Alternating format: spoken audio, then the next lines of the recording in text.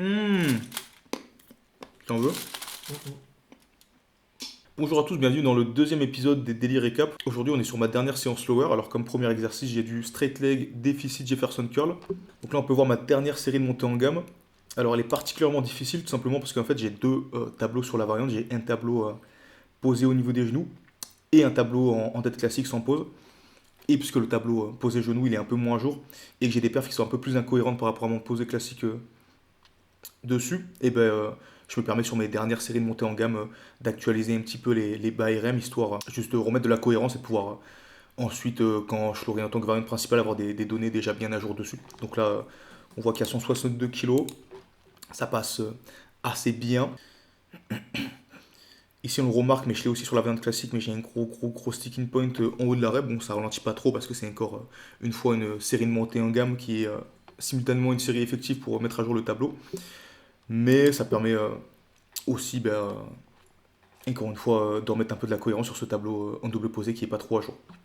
Ensuite, du coup, en première slash deuxième série, j'ai 3 fois 172,5 kg. Donc là, c'est un PR plus 2,5 kg et plus une rep, donc par rapport à la dernière séance, où je me sentais pas très mal sur l'échauffement. Enfin, je me sentais pas très bien sur l'échauffement sur cette séance-là, mais du coup, j'ai fait des PR pas trop mal, surtout sur les bas RM. Vous verrez que c'est un peu moins le cas ensuite sur les ORM parce que je me suis cramé très rapidement, mais là, c'est quand même un très bon PR. Donc là, on voit, ça c'est un problème qui est très récurrent sur cet exo, mais j'ai la barre qui est un peu wobbly, qui part un peu dans tous les sens. J'ai un peu du mal, surtout les exos, jambes tendues, type RDL, Jefferson curl, etc., à garder la barre dans la bonne trajectoire, parce que sur un deadlift classique, vous allez plier les jambes, ou sur un RDL classique, pour garder de la bonne proximité au niveau de vos jambes avec la barre. Sauf que là, quand on a les jambes tendues, en fait, pour maintenir le centre de gravité au-dessus de la barre, eh bien, on peut pas coller la barre sur ses jambes quand on commence à mettre un petit peu lourd. C'est pas vraiment possible. Et du coup, là, on voit que je gère pas trop ce truc de garder une trajectoire linéaire et que la barre, elle part un peu dans tous les sens. Ce qui fait que, ben, en plus de raccourcir puis de réduire le levier pendant la série, ben, ça fait des grosses fuites énergétiques. Un peu moins choquant sur la même série que sur les séries d'après, vous le verrez, mais là, on voit que je perds quand même beaucoup d'énergie à essayer de stabiliser la barre et juste avoir cette espèce de truc de levier qui change au fil de la rep. Mais bon, PR quand même, donc c'est cool. Ensuite, deuxième slash troisième série, j'ai 2 fois 157,5 kg en double posé. Donc là, je reviens sur la variante double posé. Donc là, on voit bien que la variante, elle est quand même beaucoup plus compliquée, surtout par rapport au sticking point que j'ai. Parce que le fait de décélérer slash de s'arrêter, ça fait que je peux pas me propulser dans ce gros sticking point que j'ai sur le haut de la rep. Et que là, du coup, les perfs, elles sont très. Il y a une troisième rep. Ah bon? Ok, bah c'est une troisième, du coup, je savais pas. Mais du coup, ouais, on voit que l'écart il est un peu incohérent entre les deux variantes parce que dans l'idée c'est une variante plus compliquée que vous allez mettre moins lourd. Mais là, quasiment 20 kilos de différence, slash 15 kilos de différence, c'est quand même beaucoup, je trouve, surtout sur CRM et sur cette variante où en fait, bah, du moment qu'on est en haut, normalement, on n'a pas trop de mal à finir la rep et c'est surtout sur l'amorce slash le milieu de la rep qu'on a un petit peu du mal. Ensuite, dernière série, 10 fois 140 kilos. Donc là, je crois qu'il y a vraiment beaucoup plus ce problème de barre qui part dans tous les sens parce que j'ai tendance à un peu moins me concentrer sur les ORM, surtout sur les dernières reps où je suis très éprouvé et que mentalement c'est un peu compliqué de se concentrer quand on a du mal par rapport à un truc. Souvent, ça revient souvent sur les fins de série en volume où on est un peu juste brain fogged, un peu dans l'effort et tout, éprouvé, qu'on a fini, on a envie que ça se finisse rapidement, quoi. Mais là, ouais. Là, on voit que ça monte bien sur les premières reps. J'ai un peu moins ce truc de barre wobbly que ce que je pensais, mais je crois que sur les dernières reps, ça se voit beaucoup plus. Bah non, pas trop en fait. Non, même pas trop. J'aurais pensé que, niveau ressenti dans la séance, j'avais l'impression que, mais là, ça a l'air d'aller. Bah, c'est une bonne nouvelle du coup. On voit que je fais le reste pause jambes tendues. Ça, c'est un peu particulier. Je le faisais pas avant, mais j'ai l'impression que je perds beaucoup moins d'énergie comme ça. En fait, c'est une position où je me sens très à l'aise. En fait, je suis assez souple au niveau des ischios et en flexion de colonne. Et du coup, en fait, quand j'ai les jambes tendues sur cet ampli-là, je suis pas vraiment en étirement maximal sur l'exo. Je sens d'ailleurs pas un un très gros étirement des ischios par rapport à ce qu'on pourrait penser. Et je pourrais descendre beaucoup plus bas assez confortablement. Et du coup, ben, le fait de rester pause jambes tendues, ça me fatigue pas trop. Slash, j'ai l'impression que ça me fatigue moins que de plier les jambes, histoire de un peu mieux reprendre mon bracing et tout. Parce qu'en général, quand on est un petit peu plus, quand on peut un peu plus se recroqueviller en fait et contracter au niveau du grand droit, c'est un peu plus facile de reprendre son bracing.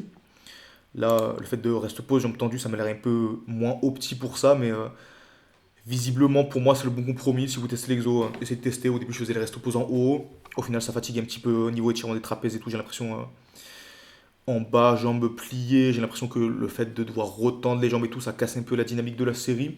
Et jambes tendues, même si ça permet un peu de moins bien brace, j'ai l'impression que c'est le meilleur compromis pour moi encore une fois, mais encore une fois testez pour vous-même et voyez ce qui vous convient le plus. Là, du coup, ouais, troisième série, je sais qu'elle était très très très compliquée.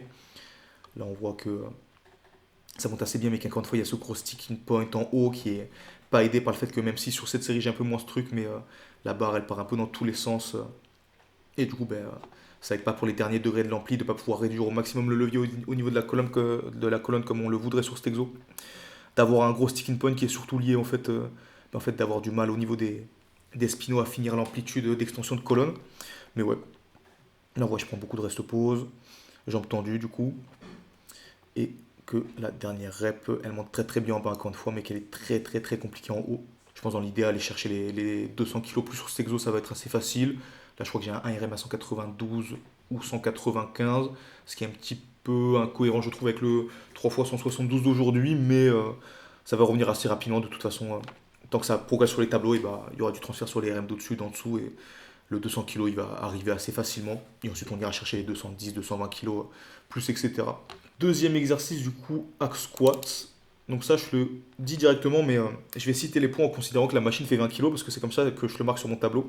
Je crois que sur la machine, c'est écrit 43, quelque chose kilos, mais c'est jamais très très précis, parce que déjà la machine est inclinée, donc le poids que vous allez donner dessus, il est assez relatif à plein de trucs, mais c'est-à-dire que là, si je dis 210 kg, et bah c'est 210 kg si on considère que la machine fait 20 kg, donc 190 kg de plat, quoi. En tout cas, là, j'ai 205 kg pour 4 reps. Je crois que c'est une série qui est assez facile. PR plus 2,5 kg et plus une rep.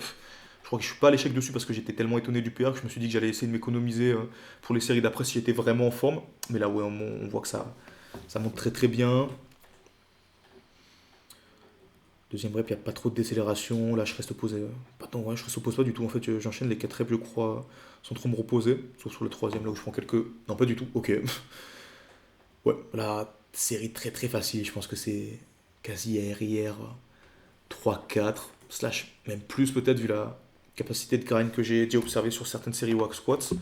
Mais ouais, du coup, je pensais que j'allais être plus en forme sur les séries d'après, mais là, vous allez voir que sur la série d'après, donc la deuxième et la dernière série, c'était un petit peu plus compliqué. En fait, j'ai très très vite été cramé, je sais pas trop pourquoi. Plus, là on le voit, mais puisque je mets les pieds très bas sur la plateforme et que j'ai une mobilité qui est assez limitée en dorsiflexion, et que mes talons décollent, je sentais beaucoup beaucoup de tension au niveau des chevilles et tout. Et du coup, ben, après mes séries, j'avais l'impression que j'avais une espèce de pincement au niveau des chevilles, bizarre et tout, mais ça m'est déjà arrivé au hack squat. Et donc j'ai décidé d'arrêter là, j'aurais pu faire du volume plus léger, j'aurais pu faire de la tension continue. Honnêtement, j'ai fait un peu le flemmard pour enchaîner sur les exos d'après, mais ouais, j'ai fait que deux séries parce que j'ai été cramé beaucoup plus rapidement que ce que j'aurais pensé. Plus, il y avait ce petit truc qui mettait un peu la pression, qui m'était arrivé une fois et qui était resté de 3 jours ensuite. Là, je sais que j'ai pas forcé plus que ça, donc je sens déjà plus rien au niveau des chevilles. Mais la dernière fois que j'avais bourriné avec ce truc, pendant 2 3 jours, j'avais un petit peu mal, donc ça m'a un peu mis la pression là. Mais là, encore une fois, du coup, deuxième série, 195 kg pour 6 reps. Donc PR plus 2,5 kg au demain, je crois. Parce que j'avais un 6 RM à 192. Encore une fois, en considérant que la machine fait 20 kg.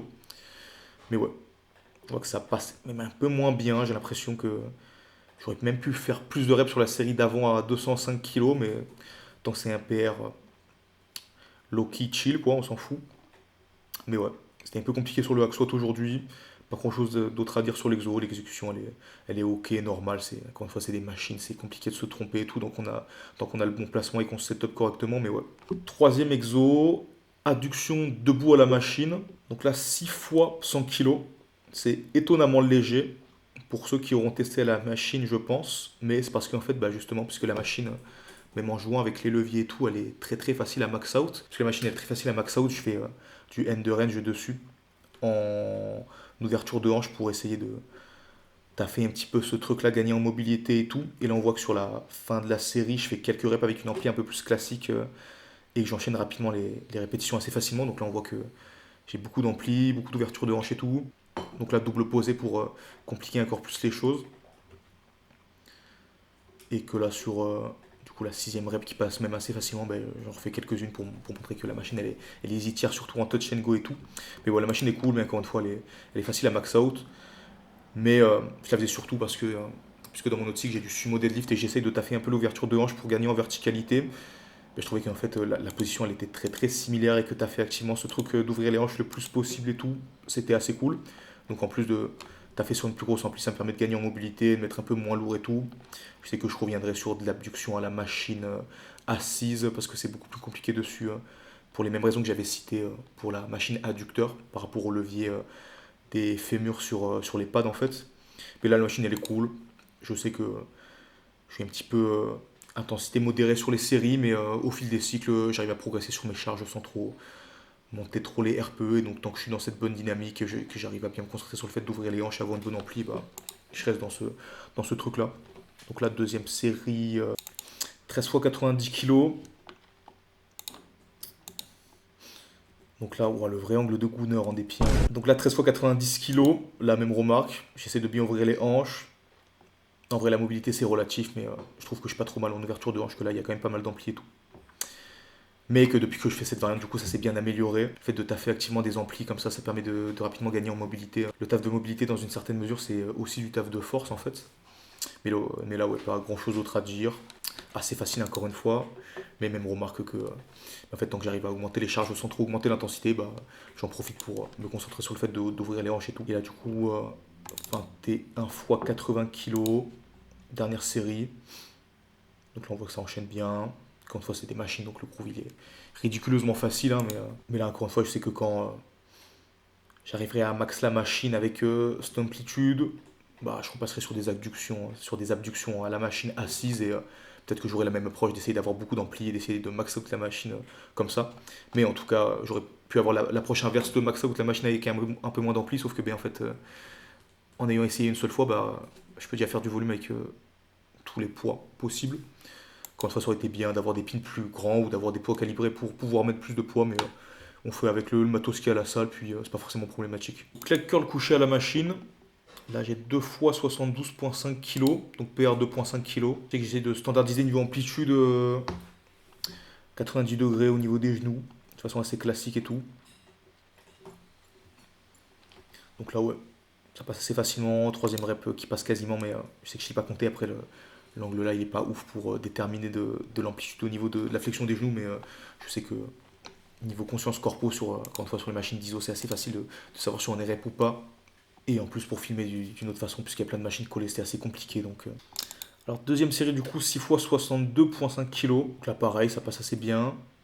PR facile, je sais que sur cette machine, je suis encore, je crois, en phase de remplissage de tableau, parce que de base, je faisais du leg curl debout, avec une courbe de résistance qui était, je crois, inverse à celle de cette machine. En gros, tension de contraction vs tension d'étirement sur cette machine. Et que je trouvais cette courbe de résistance là plus intéressante par rapport au fait que je fais surtout du leg curl en vrai pour le transfert force brute, flexion de genou pour quand je vais commencer à faire du nordic curl et tout. Et que du coup, puisque nordic curl c'est beaucoup, beaucoup, beaucoup de tension en étirement, bah ça a plus de transfert absolu sur le mouvement là tout simplement. Donc la troisième série, un truc sur lequel j'allais faire un réel, mais là on voit bien que je prends énormément de temps pour me setup, quasi autant de temps que sur mes gros exos polis. Parce qu'en fait, je considère qu'il faut traiter tous les exos de la même façon, la même intensité dessus, et que donc, il faut toujours se setup à peu près avec la même intention. Là, on voit que je prends pas mal de temps, que là, je mets de l'attention avant de partir dans la rep au niveau des ischios, puis qu'ensuite, je commence ma série. C'est un truc qui est méga ultra important, en fait, parce que si vous traitez vos exos d'isolation comme des exos accessoires un petit peu fluff and pump, un peu à la zob comme ça, en fait, vous allez moins bien progresser dessus et dans l'absolu, vous allez moins bien progresser sur le reste parce qu'en fait, l'isolation, ça va avoir du transfert sur votre poly et inversement.